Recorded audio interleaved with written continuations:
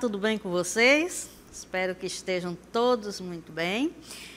Eu vou apresentar para vocês o objeto de conhecimento da nossa aula de hoje. Então, a gente vai conhecer, vamos lá. Olha aí o pré-modernismo, mas nós iremos estudar exatamente Augusto dos Anjos. E o detalhamento, o estudo do estilo de produção literária do autor pré-moderno, Augusto dos Anjos. Então, vamos à nossa aula.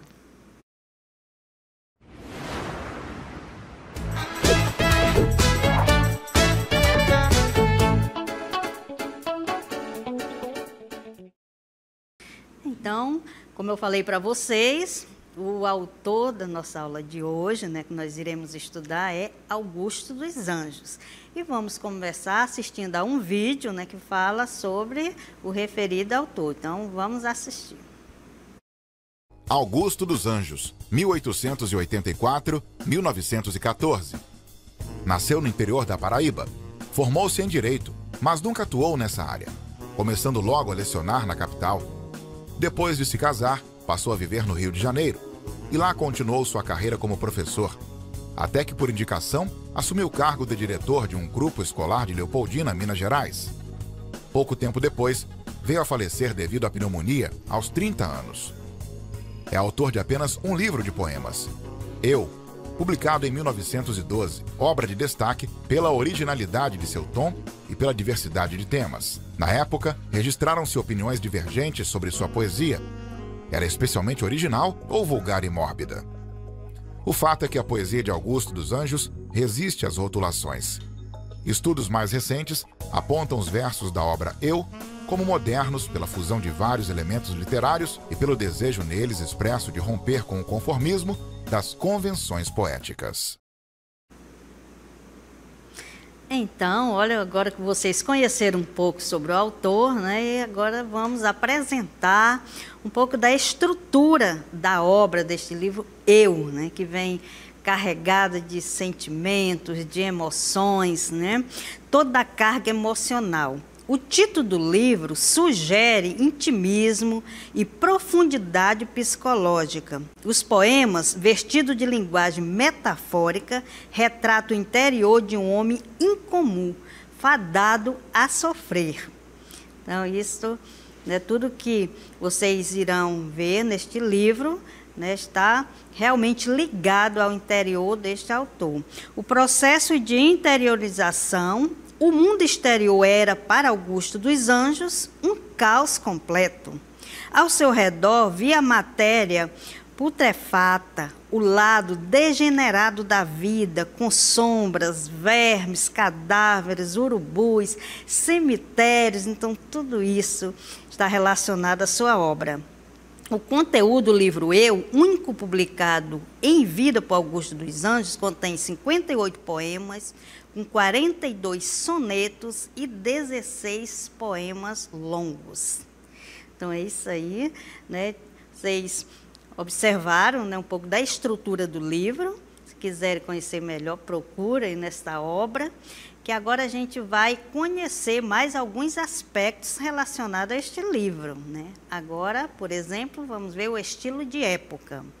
Apresentando o estilo de época do autor, né, que ele foi influenciado, apesar de pertencer ao pré-modernismo, mas ele tem influência parnasiana e simbolista, né? Da influência parnasiana, que foi que ele levou para os seus poemas, a predileção pelo soneto. O soneto tem uma estrutura, né, fixa, representada por uma estrofe, duas estrofes, perdão, de 4 versos, nós chamamos de quarteto, e 2 versos, duas estrofes de 3 versos, que é chamado de terceto. Então, essa forma fixa do soneto, né? 2 quarteto e 2 terceto. E o rigor formal, quando se fala em soneto, já está aí o rigor da forma, que os parnasianos, né, eles prezavam pela arte em si, pela forma do poema, e não pelo conteúdo. Uso de um vocabulário erudito e rebuscado, que você vai ver lá na obra, que tem muitas palavras, né, difíceis. E da época simbolista, qual é a influência, né, apresentada? A referência de catedrais imensas, uso de termos litúrgicos, né, porque a linguagem simbolista preza pelos símbolos, aquilo que representa algo, uso de letras maiúsculas para destacar palavras no meio do verso, uso constante de aliterações, são repetições, né, de consoantes, e musicalidade em sua forma. A linguagem, palavreado científico, porque Augusto dos Anjos, né, diferentemente do pré-modernismo, dos autores, né, que já queriam acabar com o com a palavra, perdão, as expressões científicas, né, desse mundo científico, e trazer a linguagem do mundo, a linguagem que todo mundo tivesse acesso, acessível. Não, ele ainda continuou utilizando essa linguagem rebuscada. Então, ele escrevia difícil, eivada de vocábulos técnicos e científicos, porque tinha uma personalidade complicada, né? Então, ele utilizava muita linguagem trazida da biologia, né, do pensamento científico. Agora a gente pergunta, nojo ou musicalidade? Por que nojo e musicalidade? Por conta das palavras e das expressões trazidas em seus versos. Então aqui, olha, diante de cadáveres, vermes, túmulos, escarros, sangues de vísceras, dilaceradas, duendes, coveiros, urubus, carniças e outras visões sinistras, o leitor sensível não se sente enjoado, né? Apesar dessas expressões pesadas, né? Esse vocabulário insólito encaixa-se nos poemas com um ritmo e uma musicalidade somente possíveis em talentos geniais. Nesses vocabulários difíceis, não usuais, mas mesmo assim, quem vai fazer, né? Quem vai escrever um poema usando essas palavras, gente, escarro, sangue, de vísceras, né, esse tipo de coisa, vocabulário que não temos costume de ouvir, de ver nos poemas dos outros escritores. Então, tudo isso foi diferente para a época. E as características de destaque do autor, né, que a gente observa bastante nos seus poemas, é a predileção pelo soneto e preocupação formal e técnica apurada. Né, no pré-modernismo, queriam acabar com essa formalidade, ficar mais livre, né, escreverem versos livres e deixar de lado a formalidade, a predileção pelo soneto. O soneto tinha toda a estrutura, como eu já falei para vocês.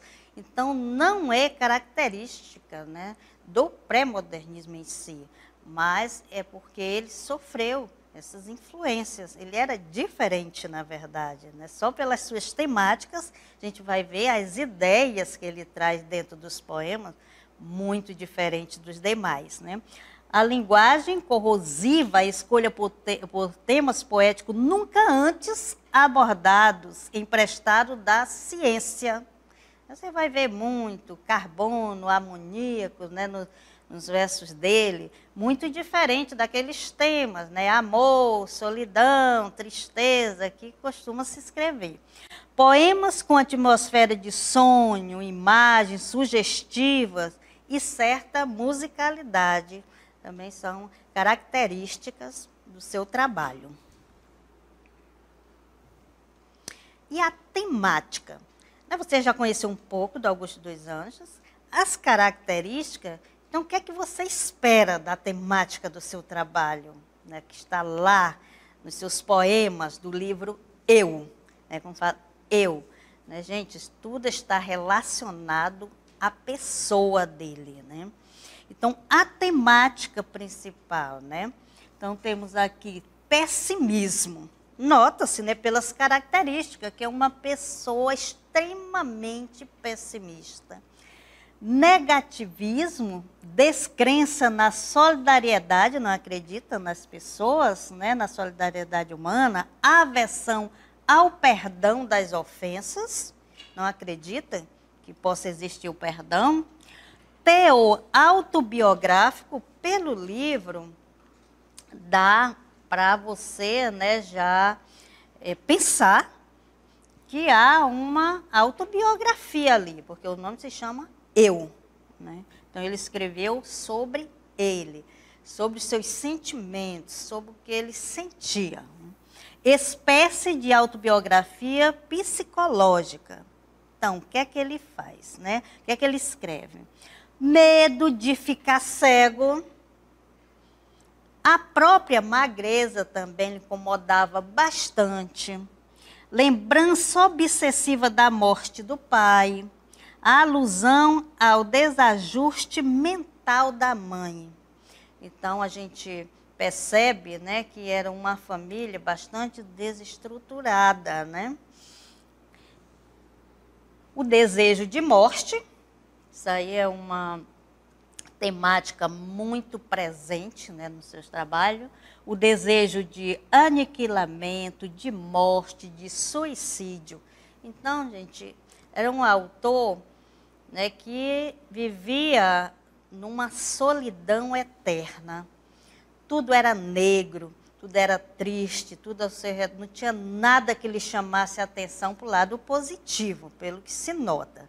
Então, a gente vai agora conhecer um dos seus poemas, chamado Psicologia de um Vencido. Olha aqui, Psicologia de um Vencido, né? O que é que há neste poema? Então, ele fala: eu, filho do carbono e do amoníaco. A gente vai ver, tá, depois, vamos ler a ideia desse poema, o que é que ele traz, o que é que ele quer dizer com isso. Então, veja bem. Eu, filho do carbono e do amoníaco, monstro de escuridão e rutilância, sofro desde a epigênese da infância, desde muito cedo, a influência má dos signos do zodíaco. Não tenho sorte, né? Vivi para o azar. Profundissimamente hipocondríaco, triste, desesperado, angustiado. Este ambiente me causa repugnância. Sobe minha boca uma ânsia, análoga à ânsia, que se escapa da boca de um cardíaco. Gente, é muito forte, né? Já o verme, este operário das ruínas, né, que vai acabar com tudo, que o sangue podre das carnificinas come e a vida em geral declara guerra. Anda a espreitar meus olhos para roê-los. Olha, uma pessoa que já fica pensando nisso, né? E há de deixar-me apenas os cabelos na frialdade e ignorância da terra. Então, claro que quando se morre, né, o que é que vai acontecer? A gente sabe, né, tem uma ideia do que virá acontecer, mas não fica, né, pensando constantemente nessas coisas. Então, aqui, né, eu trouxe um pouco do vocabulário, porque, como eu falei para vocês, tem muita coisa, né, que não se compreende, palavras muito difíceis. O carbono, a gente vê muito falar, o elemento de número atômico 6, capaz de formar extensas cadeias de átomos, é o carvão, né, quando ele é o filho do carbono e do amoníaco, né? Gás incolor com cheiro pungente, solúvel em água, né? Ele já se compara com o quê, gente? Com tudo do que há de mais ruim, né? Rutilância, que brilha muito, que resplandece, que é brilhoso, epigênese, teoria da formação dos seres por processos graduais, que ele diz que sofre desde a epigênese, né, desde muito pequenininho. Zodíaco, zona da esfera celeste, que contém as 12 constelações, que o Sol percorre ou parece percorrer durante um ano. E hipocondríaco, que ele fala que ele é também triste, melancólico, casmurro, que vive pensando em enfermidade e doença. Então, o pensamento dele só vai para essas coisas, né? Dá para notar, principalmente nesse poema. Então, a gente trouxe o poema, falamos sobre algumas coisas, algumas palavras aí que ele coloca, né? Que ele vive, que ele convive. E agora a gente vai mostrar as ideias trazidas dentro desses poemas. Que ele se compara a uma mistura química, né? Quando ele diz, eu, filho do carbono e do amoníaco, aqui diz, ao se considerar filho do carbono e do amoníaco, Augusto sugere que é fruto de uma reação química. Então fica assim negada a origem divina do homem. Ele não se reconhece, né, como uma pessoa, um ser humano, né? B, antítese. Ao se sentir monstro de escuridão e rutilância, o poeta acentua as contradições. Antítese o que é? Uma contradição, né? Que lhe habitam as entranhas. Então, esta escuridão e rutilância, né? Então, é uma contradição, uma antítese, uma oposição de ideias. Azar. A má sorte do poeta não é passageira, né, conforme o que ele coloca lá. Ele sente que nasceu predestinado para o azar, para as coisas ruins e para o sofrimento. Então, é muito comum, né, você em todos os poemas de Augusto dos Anjos encontrar essas características. Mente doentia. É claro, gente, quem escreve, quem sofre tanto, quem pensa tanto em coisas ruins, né, nota-se que não está bem psicologicamente. Né? Augusto dos Anjos, ele tem os atritos, né, as angústias, e ele vive, né, falando de coisas ruins, já pensa em coisas que poderiam acontecer, que não estavam ali no momento, mas poderiam acontecer. Então, ele adiantava, né, as situações. Então, aqui, com certeza, ele tinha uma mente doentia. O poeta confessa que não é simplesmente hipocondríaco, uma pessoa triste, né, angustiada. O estado de enfermidade é algo que ele impregna as entranhas, faz parte do seu ser. Ele reconhece, né, que ele precisava, né, de ajuda por conta de tudo o que ele passava, né, de tudo o que ele revelava nos seus trabalhos. Ambiente. Né, a gente viu também lá no poema dele que o ambiente era repugnante. Então, ele não gostava nem mesmo, né, daquele ambiente que lhe rodeava, né, que estava, né, ali, que fazia parte do seu convívio. Então, gente, olha só, quando ele chama ambiente repugnante, está lá presente nas ideias do trabalho dele, tudo leva a crer que não é o ambiente de João Pessoa, que ele causa náuseas, que ele não gosta, né? Onde o poeta era querido e admirado. É a Fazenda Pau d'Arco, possível cenário de frustrações amorosas. Né? Talvez tenha acontecido, né, várias coisas lá, não tenha dado certo, que vai ter um poema também que vai falar sobre isto, né? De um possível namoro dele, aí, que não era do agrado dos pais. Então, com certeza, foi um ambiente que marcou. Né? Os ambientes marcam, né? Quando as coisas não dão certo, realmente a gente não gosta daquele ambiente. Então, ele fala lá deste ambiente pau d'arco. Né? morto-vivo, sugerindo que o verme anda a espreitar-lhes os olhos. Augusto confessa se um morto-vivo é como se a vida estivesse a um passo da morte. Gente, olha só como é que a pessoa vai se preocupar, né? Já perdeu sono, né? Perder seu tempo já pensando, né? E nos vermes, ir lá, corroer os seus olhos, depois que morre, é claro, né? Que isso provavelmente, né, acontecerá com todo mundo, mas a gente não fica pensando nisso, né? Então, mas ele já pensava, já se preocupava com isso. Então, no primeiro poema, nós já vimos as ideias trazidas, né, dentro do poema, que não são tão boas, né, são boas ideias, mas são ideias reais, né, que realmente ele sentia, né? E agora a gente vai para outro poema chamado A Árvore da Serra. Veja bem. As árvores, meu filho, não têm alma. E esta árvore me serve de empecilho. É preciso cortá-la, pois, meu filho, para que eu tenha uma velhice calma. Meu pai, por que sua ira não se acalma?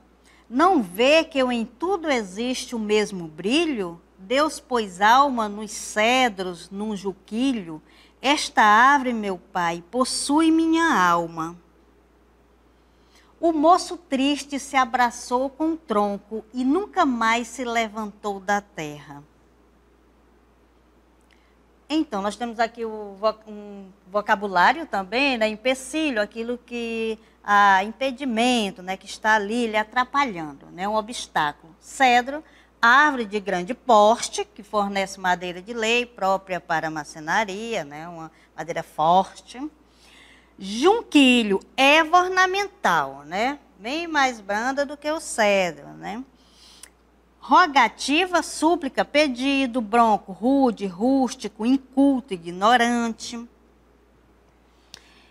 Então, quais são as ideias trazidas deste poema, né? Nós temos aqui a linguagem metafórica. Então, é uma comparação que se traz, né? Não está dizendo tudo bem claro. Então, há uma comparação implícita dentro deste poema. E vamos ver qual será essa comparação. Então, as árvores, meu filho, não têm alma. Quando se diz este verso, equivale a dizer que as mulheres não tinham alma ou vontade própria, dependentes que eram da vontade da família, casavam-se com quem os pais queriam. Na época, né, os pais que arranjavam o casamento para os seus filhos. Isso praticamente era normal para a época. Uma árvore no caminho. Em nome de uma tranquilidade futura que incluía a preocupação com o bem-estar dos filhos, a árvore tinha que ser tirada do caminho. A ideia de cortá-la não significa somente afastá-la, mas eliminá-la com violência. A gente vai ver o que significa essa árvore, o que o pai queria falar para este filho. Discriminação. A comparação entre cedro, árvore nobre de grande porte, e junquilho, que é a erva ornamental, né? Aquela plantinha bem menor, mais sensível. Simboliza a desigualdade social entre Augusto dos Anjos e a jovem por quem se apaixonou. Olha aí a metáfora, né, da árvore.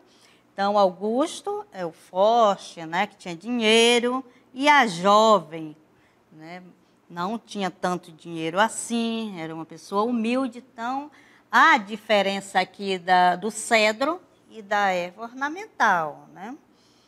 O poeta ensaia um discurso de igualdade, mas é derrotado. Vidas ligadas.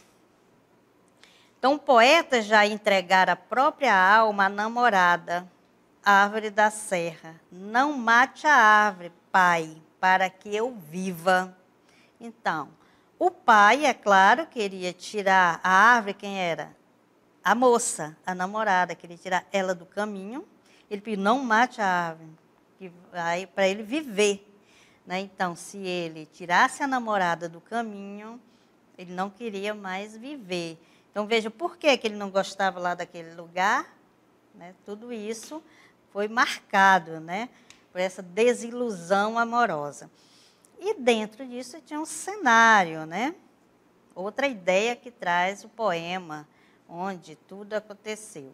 Então, vamos para o nosso cenário, verificar que o cenário da tragédia seria o engenho Pau d'Arco, onde o poeta foi criado. Por ser a moça de condição humilde, um juquilho, aquela plantinha, né?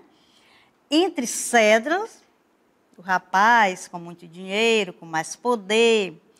O pai de Augusto, austero, orgulhoso de sua estirpe, né, pressionado pela família, dizem que era fraco, mandado pela mulher. Resolveu tirá-la para sempre da presença do filho. Cria o fazendeiro que, desaparecendo aquele empecilho, poderia ter uma velhice calma. Né? Lá no final do poema, ele fala, né, que se corte a árvore para que ele tenha uma velhice tranquila e calma. Né? Mas cortar a árvore, que é tirar, né, a namorada do caminho. Então, é isso aí, gente. É muita, né? Muita coisa ruim acontecendo na vida de Augusto dos Anjos. Por que será, né, que ele pensa coisas tão ruins na sua vida, né? Tem tantas coisas a serem resolvidas. Então, nos seus poemas, ele coloca todos os males, né, que estão ali presentes na sua vida, tudo que ele já passou. Então, não poderia ser diferente, né? Mais que diferente foi a sua vida com a família, né? Diferente foi os seus poemas com o pré-modernismo, né? Aquele movimento que foi para abrir caminho para o modernismo. Então, deu para você observar que as temáticas eram totalmente diferentes. Você lembra da aula de ontem, né? As temáticas do pré-modernismo, né, que trabalhava o social, né, trabalhava o campo, né, o sertanejo, as regiões, coisas que aconteciam por lá. Né? E aí ele veio com suas temáticas completamente diferentes, com uma linguagem também totalmente oposta à que estavam, né, sugerindo naquele momento. Então, é isso aí. Espero que vocês tenham compreendido um pouco da labuta de Augusto dos Anjos e procurem fazer mais leituras sobre seus poemas. Né? Muito interessante.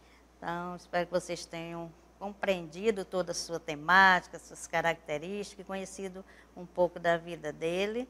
Então, a nossa aula fica por aqui.